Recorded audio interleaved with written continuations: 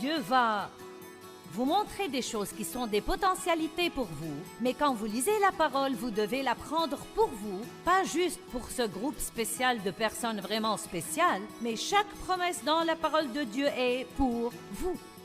Elles sont toutes pour vous. Dieu veut vous bénir. Dieu veut vous promouvoir. Dieu veut vous élever. Dieu veut vous utiliser. Dieu veut vous guérir. Amen.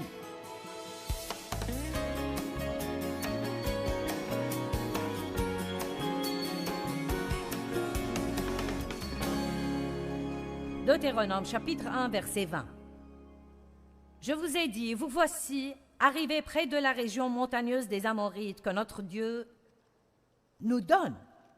C'est Moïse qui dit cela. Vois, le Seigneur ton Dieu t'a remis le pays. Monte, prends-en possession, comme le Seigneur, le Dieu de tes pères, te l'a promis. Ne crains pas, ne te laisse pas abattre. Alors vous êtes tous venus à moi et vous m'avez dit, envoyons donc des hommes devant nous. Ils feront pour nous une reconnaissance du pays ainsi qu'un rapport sur le chemin où nous devrons monter et sur les villes où nous arriverons. Cela m'a paru bon et j'ai pris parmi vous 12 hommes et je les ai envoyés. Ce sont les 12 espions qui sont entrés faire une reconnaissance dans la terre promise. Et effectivement, le verset 25 dit, ils y ont cueilli des fruits du pays et nous les ont rapportés. Ils nous ont déclaré, le pays que le Seigneur notre Dieu va nous donner est un bon pays. Regardez le verset 26. Pourtant, vous vous êtes révoltés contre les commandements de votre Dieu en refusant d'y aller. Je n'ai pas le temps de tout lire, mais plus loin. Ils ont décidé, bien maintenant, nous y irons. Et Dieu a dit, n'essayez pas d'entrer maintenant, parce que je ne suis pas avec vous. Vous auriez dû y aller quand je vous l'ai dit. Donc les voilà, arrivés à la frontière de la terre promise, et quand Dieu leur a dit, maintenant c'est le moment de posséder le pays, ils n'y sont pas allés, ils se sont rebellés contre Dieu, et ils ont erré encore 38 ans dans le désert, et beaucoup d'entre eux, ils sont morts. Bon, maintenant, je veux vous enseigner une petite leçon. Quand Dieu dit, il est temps de vous occuper de quelque chose,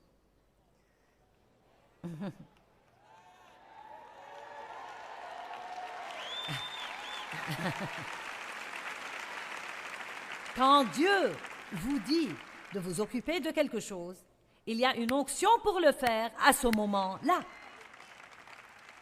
Et vous ne pouvez pas le mettre de côté jusqu'à un moment plus pratique ou un moment apparemment plus facile ou un moment où vous vous sentez prêt, parce qu'alors vous pouvez décider, j'en ai marre de supporter ça, je pense que je vais m'en occuper maintenant, et puis vous rendre compte que Dieu ne vous a pas oint à ce moment-là.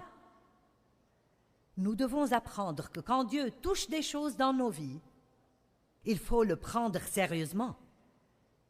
Si Dieu s'occupe d'une mauvaise attitude chez vous, il faut agir. S'il s'occupe de vous concernant le manque de pardon chez vous, agissez en conséquent. Ne donnez pas l'excuse que c'est difficile de pardonner aux gens.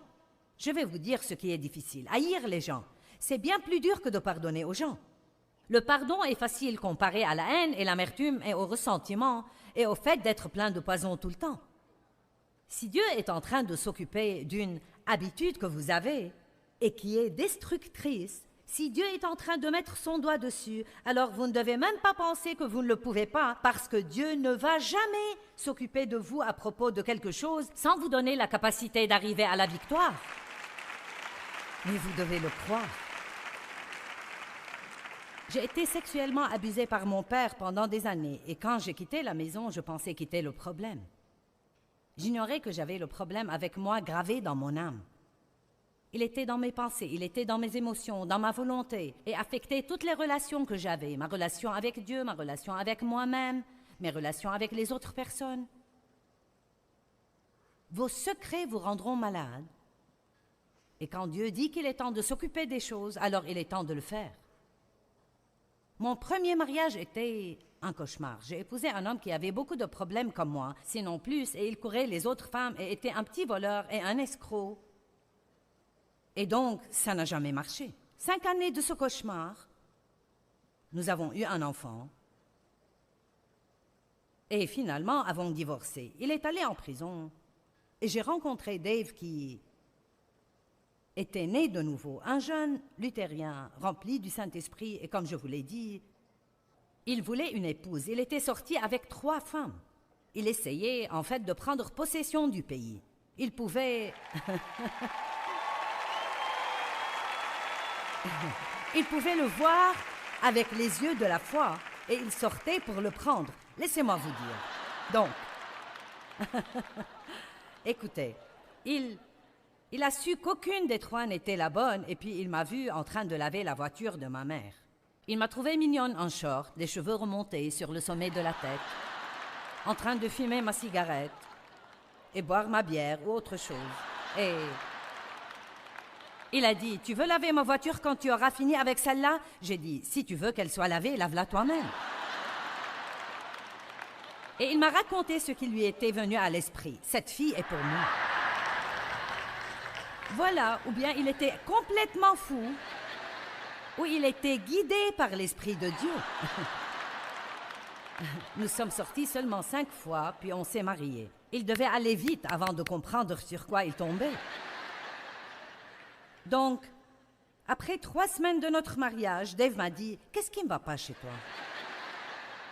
Je ne savais pas que j'avais un problème. Je pensais que tous les autres avaient un problème, mais pas moi. Peut-être que vous aussi ne savez pas que vous êtes le problème.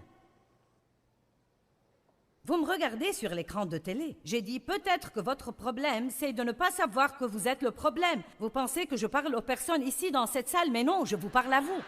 C'est un fait, je fais tout ça principalement pour vous. Attrapez! Ne vous allongez pas dans votre lit avec la télécommande dans la main et ne changez pas de chaîne car je serai aussi sur l'autre chaîne.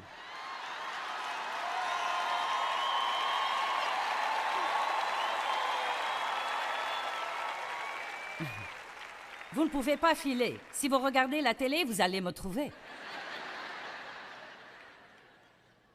Et donc, je ne savais pas que j'avais tous ces problèmes. Dave et moi allions à l'église, vous savez. Il aimait Dieu, j'aimais Dieu. Je croyais en Jésus, j'étais née de nouveau, mais je ne m'occupais pas de mes problèmes. Donc un soir, Dave et moi sommes allés à un service de l'église et il y avait une femme qui témoignait qu'elle avait été abusée par son père. Son histoire était au fait si semblable à la mienne qu'il s'en était vraiment effrayant. Elle avait géré son problème différemment de moi. Elle était devenue une prostituée et avait eu plein de problèmes. Et puis elle avait rencontré un homme de Dieu et raconté comment Dieu avait fait avec elle et l'avait guérie. Elle avait écrit un livre.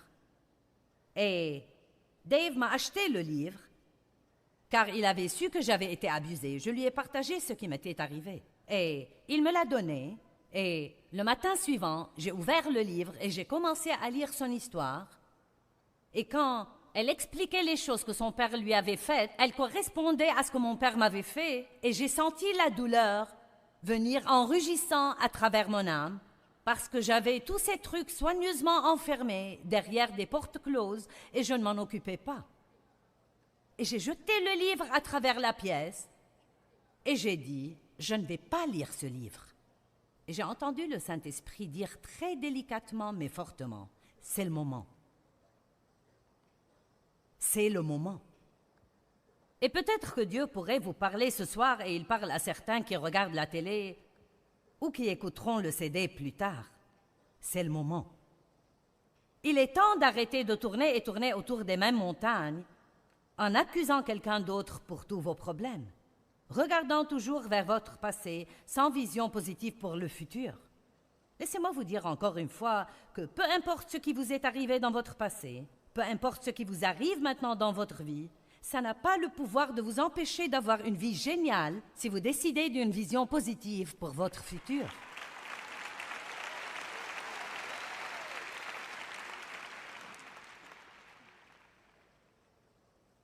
La deuxième mauvaise mentalité qu'ils avaient et dont je voudrais m'occuper est « quelqu'un d'autre doit faire cela pour moi ».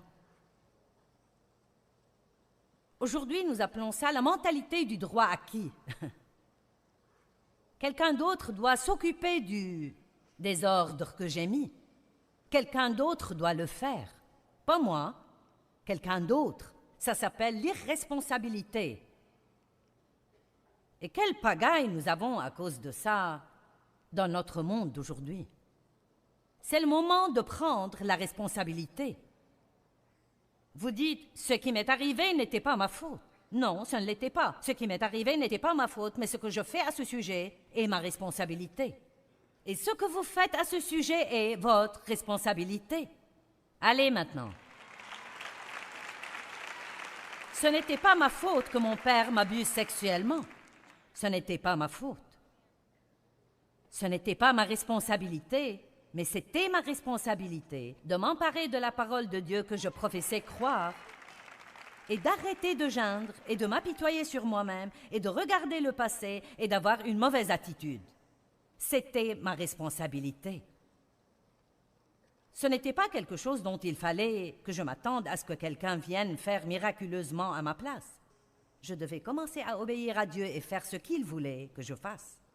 En Matthieu 20:16, il est dit « Il y a beaucoup d'appelés, mais peu d'élus. » Beaucoup d'appelés, mais peu d'élus. Je crois que beaucoup de gens sont appelés à faire de grandes, étonnantes choses. Je pense vraiment que le monde devrait être époustouflé par les chrétiens. Oui, vraiment. Je pense que nous devrions être les héros du monde. Les gens ont besoin de héros, de gens pour lesquels avoir du respect. Ils ont besoin de gens à admirer, quelqu'un qui leur montre la bonne direction. Chaque petit enfant adore jouer aux super-héros. Mes deux plus jeunes garçons ont tous les costumes de super-héros qu'on puisse avoir. J'en ai même un pour jouer aux super-héros avec eux. J'ai ma propre cape de super-héros. Elle a un J sur le dos avec un éclair en travers.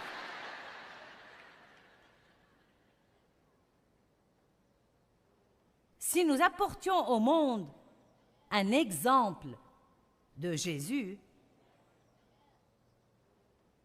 il serait encouragé et aurait de l'espérance. Il y a beaucoup d'appelés, mais peu d'élus. Beaucoup sont appelés à faire de grandes choses, mais peu font de grandes choses, parce que peu de gens prendront la responsabilité de l'appel. L'appel n'est pas la fin, c'est là que le travail commence.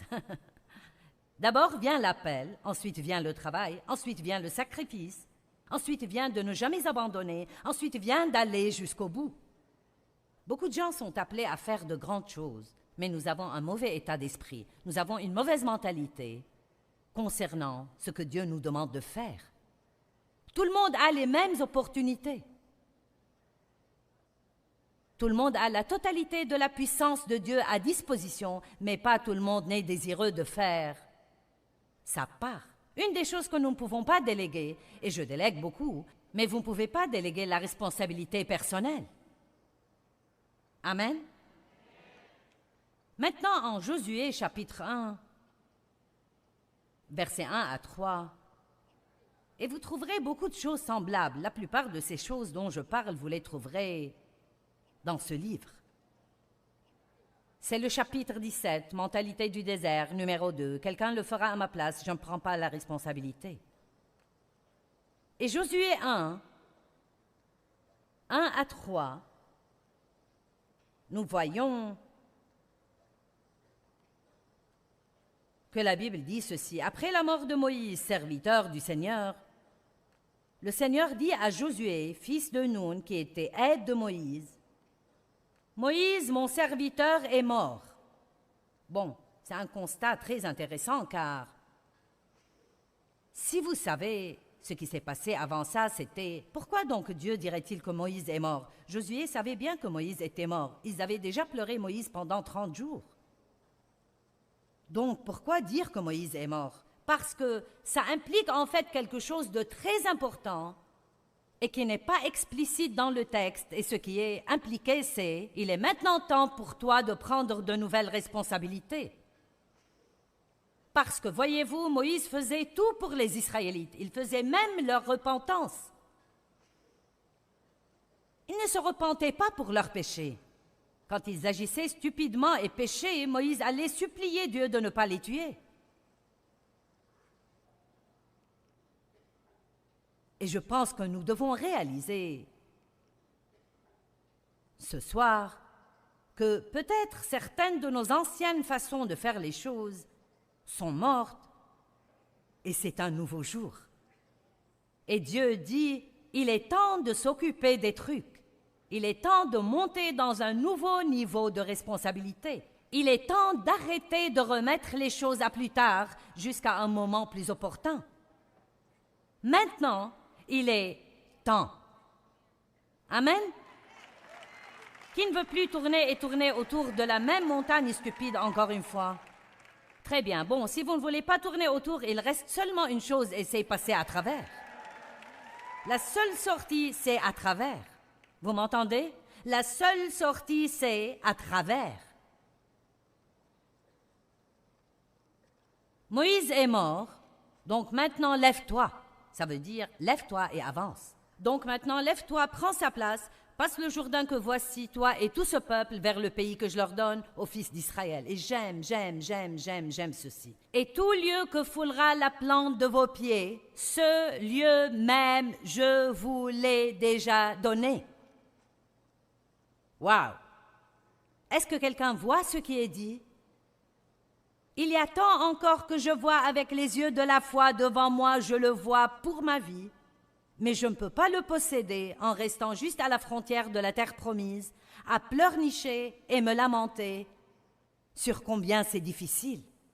Dieu a déjà payé pour ça avec le sang de son Fils. C'est déjà acheté et payé. Voici, il a dit, lève-toi, prends sa place, passe le Jourdain que voici, toi et tout ce peuple, vers le pays que je leur donne, aux fils d'Israël, et tout lieu que foulera la plante de vos pieds, je vous l'ai déjà donné. Amen. Je ne peux pas juste me tenir ici et dire, bien, quelqu'un d'autre le fera à ma place. Ne puis-je pas juste prier pour cela? Oh là là, nous devons prier. Mais souvent, quand vous priez, Dieu vient et vous montre quelque chose à faire. Oh oh. Je vais répéter. Parfois, quand vous priez, Dieu vient et vous montre quelque chose à faire. Donc, nous prions encore, espérant qu'il choisira quelqu'un d'autre. Eh bien, Dieu, qu'est-il arrivé à ma joie? Je ne sais pas pourquoi je suis si mécontent. Et puis, tout d'un coup, vous vous souvenez que vous avez traité quelqu'un vraiment mal, et Dieu dit, tu dois t'excuser, tu dois aller t'humilier et lui dire que tu avais tort et corriger cela. Je ne peux pas lui dire que j'avais tort, je ne peux pas m'excuser. Quand vous priez, Dieu vous montre des choses. La Bible dit, regarde la fourmi. Elle n'a pas de chef ni de superviseur. Pourtant, elle travaille dur et fait ce qui est juste. J'aime les gens qui font ce qui est juste sans que personne ne leur fasse faire ce qui est juste. Pouvez-vous vous diriger? Est-ce que vous démarrez seul? Êtes-vous quelqu'un qui fait ce qui est juste quand personne ne regarde? Ou bien ne ferez-vous ce qui est juste que quand quelqu'un vous le fait faire? J'avais un frère comme ça. J'ai dit que j'avais un frère parce qu'il n'est plus avec nous. 10 ans plus jeune que moi, mon seul proche. Très jeune, à cause de toutes les choses que nous vivions, il est entré chez les Marines quand il avait 17 ans, a fait la guerre du Vietnam et est devenu toxicomane. Et n'a jamais été bien dans sa vie. Nous avons essayé de l'aider. Il a même vécu avec Dave et moi de nombreuses années. Et tant que je le faisais se lever pour travailler, il allait au travail. Tant que je lui disais quoi faire, il le faisait. Si nous étudions la Bible avec lui, il l'étudiait. Mais à chaque fois qu'il se retrouvait seul, il ne pouvait se gérer lui-même et il retournait là où il avait été. Et tristement, mon frère, qui aurait pu faire partie de ça, voyager dans le monde, aider les gens tout autour du monde, est mort dans un immeuble abandonné à Los Angeles il y a à peu près 3 ans, à l'époque de Noël. Peu importe qui est votre famille, le fait que sa sœur soit une évangéliste, une prédicatrice à la télé et aide les gens à travers le monde, ça n'a pas compté pour lui. Il devait prendre ses responsabilités. Vous ne pouvez pas vous en sortir avec une foi de seconde main. Découvrez ce à quoi vous croyez. Amen.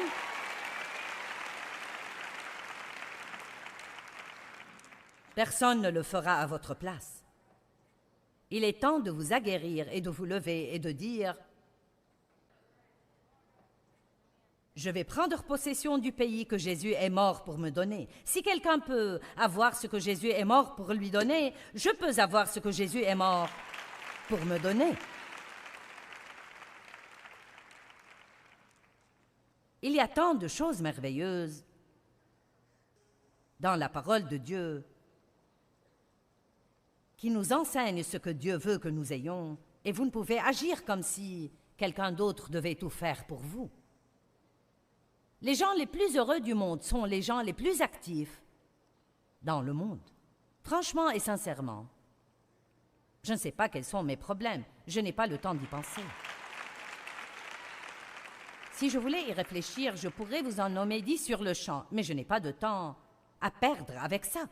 Dieu dit qu'il s'occupera des choses, donc nous prions à leur sujet, nous jetons nos soucis sur lui, restons occupés à aider quelqu'un d'autre, et d'une manière ou d'une autre, ça s'arrange tout seul. Vous savez, une chose qui était extraordinaire pour moi, parfois quand Dieu ne me donne pas d'onction pour résoudre mes problèmes, je veux dire je ne peux pas m'aider. Il n'y a pas une seule chose que je puisse faire pour me sortir d'une situation où je suis. Il met son onction sur moi pour aider quelqu'un d'autre. J'ai tendance à penser que c'est un truc de Dieu. Quand vous ne pouvez pas vous aider vous-même, semez dans la vie des autres, alors Dieu apporte une récolte dans votre vie. La vie est trop difficile. C'est vraiment trop difficile. Trop difficile. Je suis tellement fatiguée d'entendre les gens dire ça. Trop difficile de pardonner. Rends-moi les choses faciles, Seigneur. Je ne peux pas le faire si les choses sont difficiles. Ça ne marche pas. Deutéronome 30, 11. Car ce commandement que je te donne aujourd'hui n'est pas trop difficile pour toi, ni hors de ta portée. Le commandement que je te donne aujourd'hui n'est pas trop dur pour toi. Pouvez-vous dire ce soir, quoi que Dieu me demande de faire, je peux le faire avec son aide. Vous voyez, certains ne le disent même pas. Dites tous, quoi que Dieu me demande de faire, je peux le faire. Rien n'est trop dur avec Dieu. Toutes choses sont possibles avec Dieu. Mais le diable chuchote à votre oreille et essaye de mettre une pensée fausse dans votre tête. Ça ne changera jamais. Ça fait 20 ans que ça dure, sûrement que ça ne changera pas. Tu devrais l'oublier. Rien de bon ne t'arrivera jamais. Et ça, juste quand vous voulez dire « je ne vais pas abandonner ». Apprenez comment dire « je ne vais pas abandonner ». Vous n'avez vraiment rien d'autre à faire que persévérer. Qu'allez-vous faire d'autre? John Wesley, le merveilleux, formidable John Wesley, dont nous entendons parler et admirons, voici un véritable extrait de son journal intime. Dimanche 5 mai le matin, est prêché à Sainte-Anne et on m'a demandé de ne plus revenir. Dimanche 5 mai, après-midi, est prêché à Saint-Jean et le diacre a dit « Va dehors et reste-y ». Dimanche 12 mai, le matin, est prêché à Saint-Jude, ne peut pas retourner là-bas non plus. Dimanche 19 mai, le matin, est prêché dans une autre église. Les diacres se sont réunis et ont dit que je ne pouvais pas revenir. Dimanche 19 mai, après-midi, est prêché dans la rue et était chassé à coups de pied. Dimanche 26 mai, l'après-midi, est prêché dans un pré et était chassé du pré par un taureau qui avait été lâché pendant le service. Même un taureau était après lui. Dimanche 2 juin le matin, est prêché en extérieur à la limite de la ville et était chassé de la route. Même jour, dimanche 2 juin, dans l'après-midi, est prêché dans un grand pâturage. 10 000 personnes sont venues m'écouter. Oui! Pourquoi? Parce qu'il a dit, je vais juste continuer à prêcher. Vous n'allez pas me faire taire. Vous n'allez pas me faire abandonner. Je vous dis, endurez, et la Bible parle beaucoup d'endurance, je crois que ça veut dire survivre au diable. J'aimerais vous partager quelque chose qui est arrivé par courrier. Quelqu'un a écrit du Wisconsin et a dit « À l'époque où j'étais en classe de 3e, j'essayais d'échapper aux difficultés de la vie. Les enfants se moquaient de moi parce que j'étais petit. Ma grand-mère m'avait donné ma première boisson alcoolisée à 9 ans et donc je suis devenue alcoolique et ai fini en prison pour 7 mois. Des années plus tard, j'ai entendu Joyce prêcher et j'ai depuis écouté son programme. J'ai appris combien la vie chrétienne est extraordinaire quand vous vivez dans les fruits de l'esprit et étudiez la parole de Dieu comme une manière de vivre. Et je souligne cela. Étudiez la parole de Dieu comme une manière de vivre. Vous savez, renouveler votre intelligence, c'est oublier votre passé et utiliser vos yeux spirituels et commencer à marcher dans la parole de Dieu.